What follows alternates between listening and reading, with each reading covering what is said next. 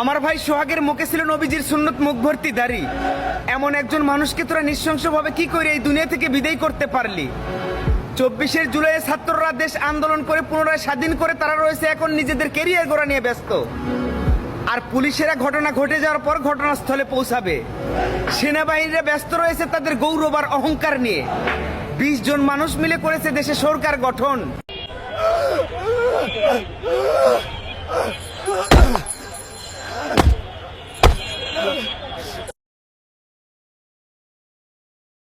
এতিম বানায় ফেলছে, আমরা কোথায় থাকবো? আমার বাবাটা কিভাবে নিষ্ঠুরভাবে আঘাত করছে, পাথর দিয়ে কিভাবে মারছে, কিভাবে রাস্তায় ফেলে মারছে। টাকা দে। দিব না। কি করবি? টাকা দিবি না? ঠিক আছে।